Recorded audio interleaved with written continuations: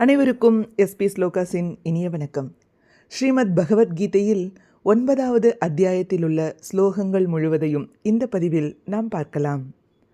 ஸ்ரீ குருப்யோ நமஹ. ஓம் ஸ்ரீ பரமாத்மனே நமஹ. அத்த நவமோऽध्यायः. ராஜவித்யா ராஜகுஹ்யா யோகः. ஸ்ரீ பகவானுவாச்ச. இதம் து தே குஹ்யதமம் பிரவக்ஷ்யாம்யனசூயவே ஞானம் விஜ்ஞானசஹிதம் யஜ்ஞாத்வா மோக்ஷ்யசே சுபாத். ராஜவித்யா ராஜகுஹ்யம் பவித்ரமிதமுத்தமம் பிரத்யக்ஷாவகமம் தர்ம்யம் சுசுகம் கர்த்துமவ்யயம். அஸ்ரத்ததானாः புருஷாः धर्मस्यास्य परन्तप अप्राप्य मां निवर्तन्ते मृत्युसंसारवर्त्मनि. मया ततमिदं सर्वं जगदव्यक्तमूर्तिना मत्स्थानि सर्वभूतानि न चाहं तेष्वस्थितः न च मत्स्थानि भूतानि पश्य मे योगमैश्वरं. भूतभृन्न च भूतस्थः ममात्मा भूतभावनः. यथाकाशस्थितो नित्यं वायुः सर्वत्र गोमहान् तथा सर्वाणि भूतानि मत्स्थानीत्युपधारय. सर्वभूतानि कौन्तेय प्रकृतिं यान्ति मामिकां. कल्पक्षये पुनस्तानि कल्पादौ विसृजाम्यहं. प्रकृतिं स्वामवष्टभ्य विसृजामि पुनः पुनः. भूतग्राममिमं कृत्स्नम् अवशं प्रकृतेर्वशात् न च मां तानि कर्माणि निबध्नन्ति धनञ्जय. उदासीनवदासीनम् असक्तं तेषु कर्मसु मयाध्यक्षेण प्रकृतिः सूयते सचराचरं. हेतुनानेन कौन्तेय जगद्विपरिवर्तते.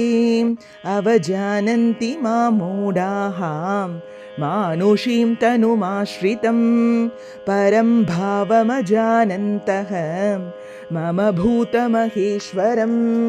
मोगाशामोगकर्माणः मोगज्ञानाविचेतसः राक्षसीमासुरीं चैव प्रकृतिं मोहिनीं श्रिताः.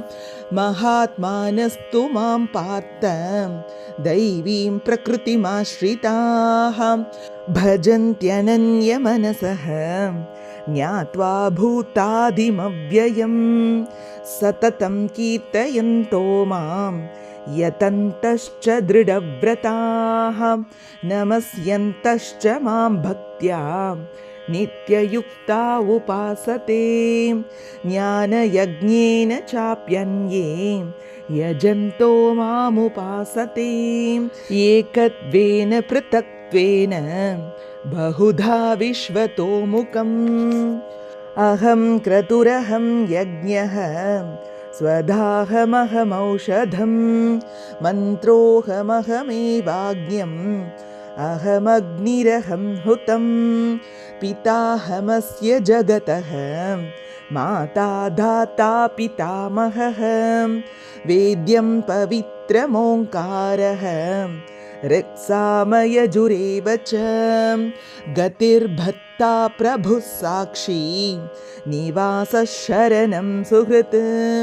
प्रभवः प्रलयस्थानं निधानं बीजमव्ययं. तपाम्यहमहं वर्षं निगृह्णां युत्सृजामि च. अमृतं चैव मृत्युश्च सदसच्चाहमर्जुन. त्रैविद्या मां सोमपाः पूतपापाः यज्ञैरिष्ट्वा स्वर्गतिं प्रार्थयन्ते. ते पुण्यमासाद्य सुरेन्द्रलोकम् अश्नन्ति दिव्यान् दिवि देवभोगान्. ते तं भुक्त्वा स्वर्गलोकं विशालं क्षीणे पुण्ये मर्त्यलोकं विशन्ति एवं त्रयी धर्ममनुप्रपन्नाः गतागतं कामकामा लभन्ते अनन्याश्चिन्तयन्तो मां ये जनाः पर्युपासते तेषां नित्याभियुक्तानां योगक्षेमं वहाम्यहम् येऽप्यन्यदेवता भक्ताः यजन्ते श्रद्धयान्विताः तेऽपि मामेव कौन्तेय यजन्त्यविधिपूर्वकम् अहं हि सर्वयज्ञानां भोक्ता च प्रभुरेव च न तु मामभिजानन्ति तत्त्वेनातश्च्यवन्ति ते यान्ति देवव्रता देवान् पितॄन् यान्ति पितृव्रताः भूतानि यान्ति भूतेज्याः यान्ति मद्याजिनोऽपि मां पत्रं पुष्पं फलं तोयं यो मे भक्त्या प्रयच्छति तदहं भक्त्युपकृतम् अश्नामि प्रयतात्मनः यत्करोषि यदश्नासि यज्जुहोषि ददासि यत्तपस्यसि कौन्तेय तत्कुरुष्व मदर्पणं शुभाशुभफलैरेवं मोक्ष्यसे कर्मबन्धनैः सन्न्यासयोगयुक्तात्मा विमुक्तो मामुपैष्यसि समोऽहं सर्वभूतेषु न मे द्वेष्योऽस्ति न प्रियः ये भजन्ति तु मां भक्त्या मयि ते तेषु चाप्यहम् अपि चेत् सुधुराचारः भजते मामनन्यभाक् साधुरेव समन्तव्यः सम्यग्व्यवसितो हि सः क्षिप्रं भवति धर्मात्मा शश्वच्छान्तिं निगच्छति कौन्तेय प्रतिजानीहि न मे भक्तः प्रणश्यति मां हि पार्थव्यपाश्रित्य येऽपि स्युः पापयोनयः स्त्रियो